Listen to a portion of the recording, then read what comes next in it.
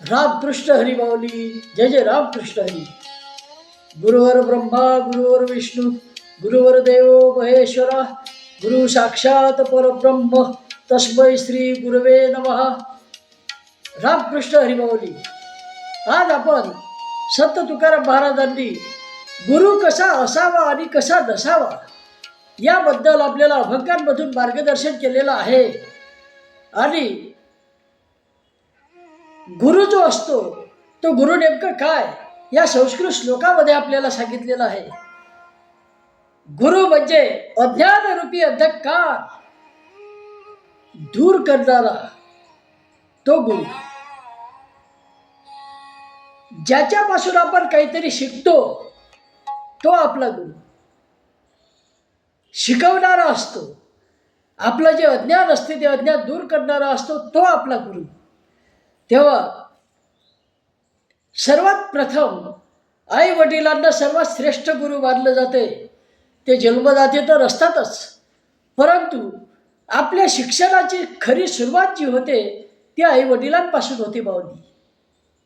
लहानपणामध्ये लागलेल्या चांगल्या सवयी ह्या वयाच्या 80व्या वर्षीपर्यंत टिकून राहतात, कायम राहतात. आणि आपलं आरोग्य आपल्या सवयी ह्या चांगल्या राहायला मदत होते माऊली.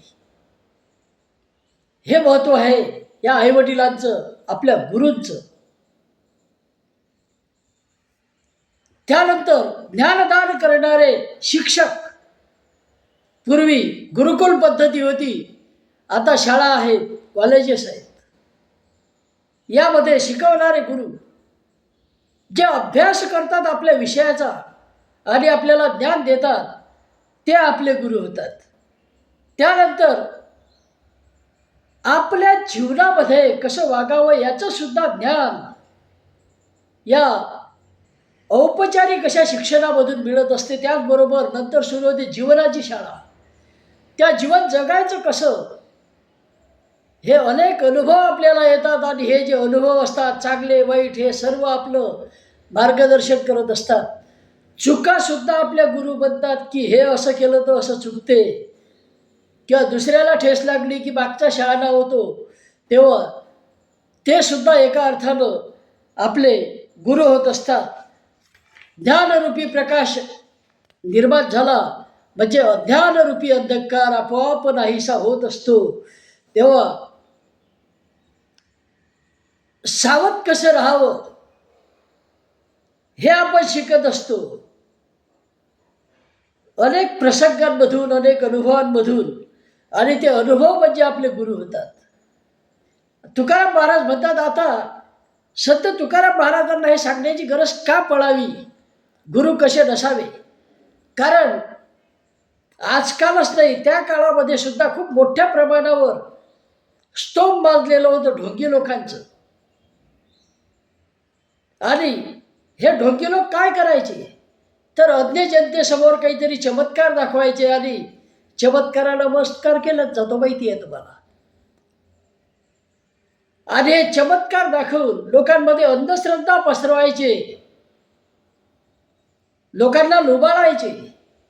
लोकांना सांगायचं पैशाचं महत्त्व जीवनामध्ये काहीच नाही, तो दान करा, सर्व तुमच्याजवळ आहे ते देऊन टाका. आणि हा मात्र याची झोळी भरायचा. मग आता काय झालं, हे लोकांसांगे ब्रह्मज्ञान, स्वतः कोरडे पाषाण. तुकाराम महाराजांनी हे कधीच सांगितलं नाही. तुकाराम महाराज सांगायचे, जोडोरिया धन उत्तम व्यवहारे उदास विचारे वेच करी. पैसा महत्त्वाचा आहे, संपत्ती महत्त्वाची आहे, ती चांगला व्यवहार करून, सचोटीचा व्यवहार करून जोडा, जमा करा. उदास विचारे वेच करी म्हणजे जिथे गरज आहे तिथे खर्च करा. दान करायचं ते सत्पात्री दान करा. या अगोदर आपण एक अभंग पाहिला आहे तसा. तेव्हा संत तुकाराम महाराजांचा हा एक प्रसिद्ध असा अभंग आपण पाहूया. आता या अभंगामध्ये महाराज म्हणतात, हे एक करीती गुरु गुरु भोवता भारू शिष्यांचा, पूस नाही पायचारी मनुष्य परी कुतरी ती. परखी मद्यपान पेंडखान माजविले, तुका म्हणे निर्भर चित्ती अधोगती जावया. तुका म्हणे निर्भर चित्ती अधोगती जावया.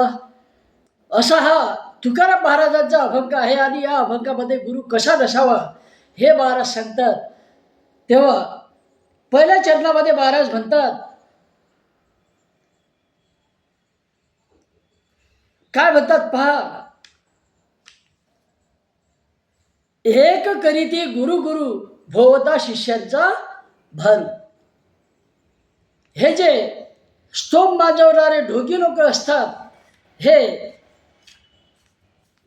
म्हणजे लोकांना सोबत वागवतात आणि सोबत वागवून मग त्यांच्याकडून स्वतःला गुरु म्हणून घेतात. मग हे जे चेले आहेत हे काय करतात, त्या गुरुचा मोठ्या प्रमाणावर प्रचार करतात. आणि हा प्रचार असा केला जातो की त्यामुळे मग शिष्यांचा लोंढा जो आहे तो वाढत जातो. काहीतरी चमत्कार हे गुरु लोक करतात आणि त्यामुळे मग प्रचंड गोतावळा निर्माण होतो. आणि हे गुरु स्वतः माया जमवतात, मोठ्या प्रमाणावर पैसा त्यामधून जमा करत असतात, धन जमा करत असतात. त्यांचा दुसरा उद्देश कोणताही नसतो, पारमार्थिक उद्देश नसतो, लोकांचं चांगलं झालं पाहिजे हा उद्देश त्यामध्ये नसतोच. तेव्हा हे जे मत आहे तुकाराम महाराजांचं मत आहे. मी यामध्ये मनानं काहीही सांगितलेलं नाही. पुढे महाराज काय म्हणतात पहा अशा लोकांना, पूस नाही पायचारी मनुष्य परी कुतरीती. असे लोक कसे असतात तर बिना शेपटीचे कुत्रे असतात. म्हणजे पूस नाही, परंतु कसे आहे ते, यांची वृत्ती जी आहे ती कुत्र्यासारखी आहे, सर्वत्र तोंड मारण्याची. तेव्हा ही उपमा तुकाराम महाराज अशा लोकांना देतात. म्हणजे नीच वृत्तीचे लोक असतात, हलकट वृत्तीचे लोक असतात असं त्यांना म्हणायचं आहे. अर्थात काही कुत्रेसुद्धा इमानदार असतात, परंतु हे लोक मात्र यांची इमानदारी असते, पैशाशी बांधिलकी असते आणि प्रसिद्धीची हाव या लोकांना असते. काही लोक तर असे की कवी लोक जर ऐकायला असले तर कार्यक्रमच रद्द करतात. आताही आहेत, तेही काळात होते. तेव्हा पुढच्या चरणामध्ये महाराज म्हणतात, परखी मद्यपान पेंडखान माजविले. यामधले काही ढोंगी असे असतात, ते काय करतात, अर्थात चांगल्या माणसाला तुकाराम महाराज म्हणणारच नाही. जे हे काम करतात त्यांच्यासाठी तुकाराम महाराज बोलतात. जो चांगला आहे, जो सज्जन साधू आहे, त्याला अंगावर घेण्याची काही गरज आहे का? अजिबात गरज नाही माऊली. हे काय करतात, परखी मद्यपान पेंडखान माजविले. म्हणजे हे काय करतात तर मद्यपान करतात, व्यभिचार करतात आणि कोठ्यासारखा कोठा त्यांनी काय म्हणू आपण व्यभिचारासाठी हा बांधून ठेवलेला असतो. व्यभिचाराचा बाजार ते बांधतात. असे लोक, मद्यपानी लोक, याबद्दल तुकाराम महाराज बोलतात या ठिकाणी.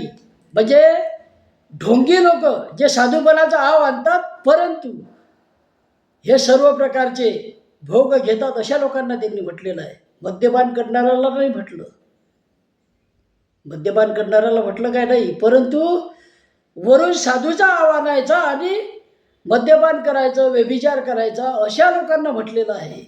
जे ढोंग करणाऱ्याला म्हटलेलं आहे, हे लक्षात घ्या. म्हणजे जो अजिबातही चांगला नसतो, परंतु चांगला दाखवण्याचा फक्त आव आणतो, त्यांच्यासाठी तुकाराम महाराज म्हणतात. मग असा गुरु कामाचा आहे का? नाही भाऊली, नाही. असा गुरु नसावा. आणि हेच महाराजांना सांगायचं आहे. तुका म्हणे निर्भर चित्ती अधोगती जावया.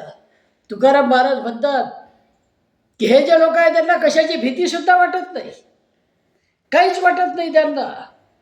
आणि ते काय करतात तर निर्भयपणे हे कामं करत असतात, अनैतिक कामं करत असतात. लोकांची लुबाडणूक करणं, लोकांना फसवणं, गर्दी गोळा करणं आणि अंधारामध्ये सर्व काळे धंदे करणं, हे लोक करत असतात. अशा लोकांच्या बाबतीत तुकाराम महाराज परखडपणे बोलतात, त्यावर आसूड ओढतात शब्दांचे. आणि म्हणूनच तुकाराम महाराज आपल्याला मार्गदर्शक ठरतात, आपले वाटाळ्या ठरतात. तुकाराम महाराजांनी सुद्धा गुरु केले, पण कोण? बाबाजी आपुले सांगितले नाम. बाबाजींना त्यांनी गुरु दिले आणि मंत्र दिला राम कृष्ण हरी. बाबाजी आपुले सांगितले नाव, मंत्र दिला राम कृष्ण हरी. एका अभंगामधून तुकाराम महाराजांनी हे म्हटलेलं आहे. परंतु बाबाजी हे कुठे भेटले त्यांना? स्वप्नामध्ये भेटले तुकाराम महाराजांना. स्वप्नामध्ये पहा, बनी वशे ते स्वप्नी दिशे. म्हणजे तुकाराम महाराजांनी जे गुरु केले ते त्यांच्या मनामध्येच होते, त्यांच्या हृदयामध्ये होते, तेच त्यांना स्वप्नामध्ये दिसले. एवढे मान होते तुकाराम महाराज. गुरु असावा तर असा. काय केलं त्यांनी? मंत्र दिला राम कृष्ण हरी, राम कृष्ण हरी, राम कृष्ण हरी. आणि हा मंत्र तुकाराम महाराजांनी घेतला आणि ते स्वप्नामध्ये भेटलेल्या गुरुपासून घेतला. म्हणजे त्यांच्या मनामधलेच ते गुरु होते, ते त्यांच्या स्वप्नामध्ये आले, असं आपण म्हणू शकतो. म्हणू शकतो का नाही बाऊली? नक्कीच म्हणू शकतो. तेव्हा असे गुरु असावे. आता तुकाराम महाराजांना आपण गुरु का म्हणतो? का म्हणतो तुकाराम महाराजांना आपण गुरु? याचं कारण तुकाराम महाराज जीवनाच्या सर्व क्षेत्रामध्ये आपल्याला मार्गदर्शन करतात.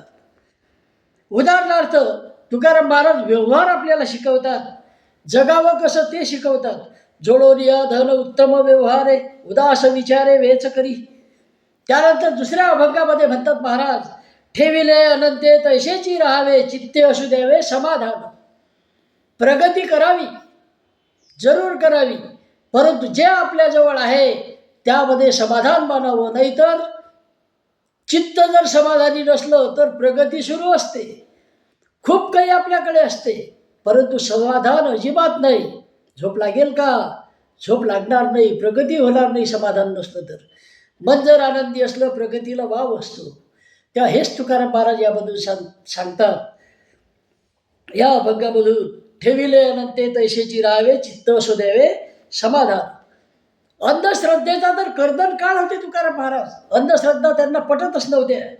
एका अभंगामध्ये परखडपणे तुकाराम महाराज म्हणतात, 900 कन्या पुत्र होती, काहे करणे लागे पती. 900 जर मुलं बाळ होत असले तर नवरा करण्याची गरजच काय? सरळ सरळ तुकाराम महाराज म्हणतात त्या यामध्ये. म्हणून नवसायास या विरोधामध्ये ते बोलतात. बऱ्याच अशा अंधश्रद्धांबद्दल ते बोलत असतात. त्यानंतर अजून एक म्हणतात, उदकी कालवी शेन मलमूत्र, ते होय पवित्र का असयाने. पाण्यामध्ये शेण मलमूत्र काढवल्यानं ते पवित्र होणार आहे का? नाही, ते अस्वच्छच होईल, पवित्र होणार नाही, अशुद्धच होईल. हे तुकाराम महाराज सांगतात. हे आहेत तुकाराम महाराज. अंधश्रद्धांवर आसूळ ओढणारे असे कितीतरी अभंग आहेत की जे माणसाचं आपलं अज्ञान दूर करण्याचा प्रयत्न तुकाराम महाराजांनी केलेला आहे. गुरु कसा असावा? तर महाराजांनी सांगितलेल्या अभंगामध्ये सांगितल्याप्रमाणे असावा. कसा? अंधश्रद्धा दूर करणारा, व्यवहार शिकवणारा, म्हणजे संत तुकाराम महाराजांसारखा गुरु असावा. हे अभंगच आपले गुरु असं जर मानलं तर नक्कीच बऱ्याच गोष्टी, बऱ्याच शंका कुशंका आपल्या मनामधल्या दूर झाल्याशिवाय राहणार नाही. पुढे महाराज सांगतात, पराविया नारी बाऊली समान, बालिलिया धन काय वेचे. दुसऱ्या नारीबद्दल, परस्त्रीबद्दल जर आपल्या मनामध्ये बाहुली समान भाव असला तर आपलं काही जाणार आहे का? काही बिघडणार आहे का? नक्कीच नाही. तर तसा भाव असावा. जे नैतिकता महाराजांनी या अभंगामधून शिकवलेली आहे, नैतिकता. त्यानंतर पूजा कशी करावी, अवडंबरावर तुकाराम महाराजांनी आसुड्यामध्ये ओढलेले आहेत. पूजा कशी करावी याचं मार्गदर्शन केलेलं आहे. ईश्वराची पूजा करायची, परंतु कशी करायची? करावी ती पूजा मनेची उत्तम, लौकिकाचे काय काम असे. पूजा जी आहे ती मनोभावे पूजा करावी, मानस पूजा करावी. लौकिकाचं, अवडंबराचं काय काम आहे? नाहीतर आम्ही अशी पूजा केली याचंही गर्व असते. आणि ज्या गोष्टीचं गर्व असते, पूजनाचाही गर्व असेल, तर ती पूजा करून काही फायदा आहे का? 1% फायदा नाही.